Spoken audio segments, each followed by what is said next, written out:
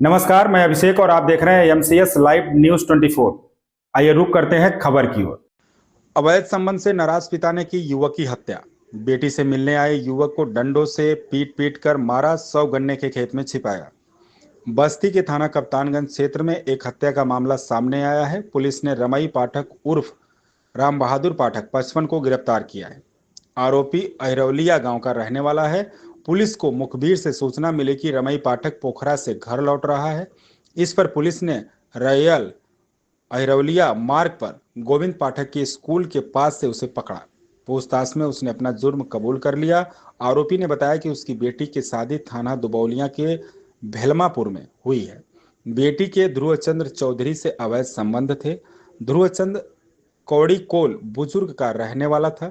वह बार बार बेटी से मिलने आता था। इससे परिवार की बदनामी हो रही थी। सिर पर किए वार। 31 मई की रात ध्रुवचंद्र मंदिर के पास आया। रमई और उसके बेटों ने उसे पकड़ लिया। उन्होंने डंडों और लात घूंसों से उसके सिर और शरीर पर वार किए। वार करते रहे जब तक उसकी मौत न हो गई। गन्ने के खेत में छिपाया शव। हत्या के बाद शव को रस्सी और बांस की मदद से रैयल गांव के मनोज उपाध्याय के गन्ने के खेत में छिपा दिया।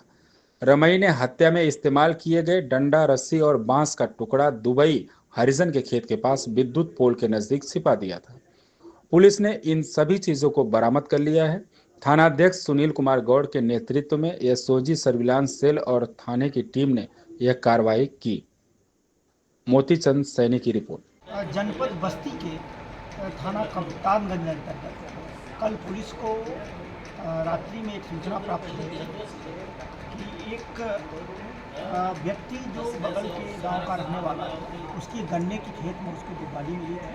प्राप्त सूचना के आधार पर तात्कालिक रूप से स्थानीय थाना, पड़ोस के थाने और समस्त उच्च अधिकारियों के स्तर से मौका मुआयना किया गया था। फोरेंसिक की टीम गई थी। पीड़ित पक्ष द्वारा बातचीत करके उसके जो प्राप्त तहरीर के आधार पर 3 नेम्ड अभियुक्त और अज्ञात के विरुद्ध उचित धाराओं में हत्या का अभियोग पंजीकरण कराया गया था।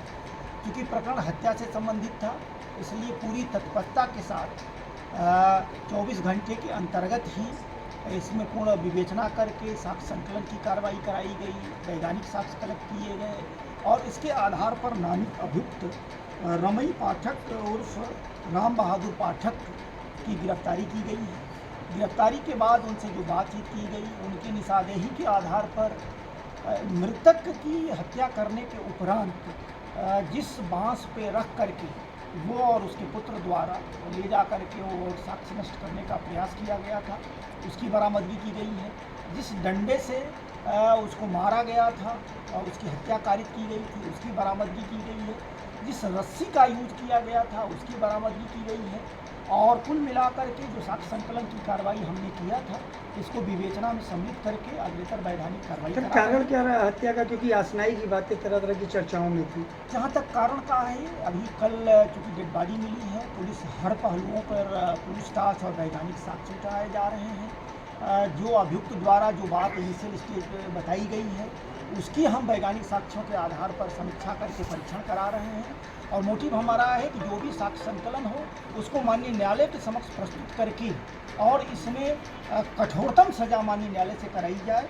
और जो हमारे शेष अभियुक्त रह गए हैं, उसके लिए हम टीमें बना करके और उसकी जल्द से जल्द गिरफ्तारी करने का प्रयास कर रहे हैं। आज चूँकि डेड बॉडी मृत्यु का कारण स्पष्ट करने के लिए मोर्चरी गई हुई है, वहाँ एक पूरी कुशल चिकित्सक की टीम द्वारा वीडियोग्राफी में उसका हम पोस्टमार्टम करा रहे हैं, ताकि मृत्यु का कारण स्पष्ट हो सके और विवेचना में उसको सम्मिलित करके जो अभियुक्तगण हैं उनको कठोरतम कार्रवाई कराई जाए। सर, ये जानो कि जो हत्या आरोपी हैं, उनकी बहन और बेटी से इसके कुछ आपसी तालमेल के प्रेम प्रसंग की बातें सामने आ रही हैं। विवेचना के दौरान जो समस्त जितने भी तथ्य आ रहे हैं, उनका हम परीक्षण कराएंगे। ठीक। इस खबर में बस इतना ही। बने रहिए एमसीएस लाइव न्यूज 24 के साथ।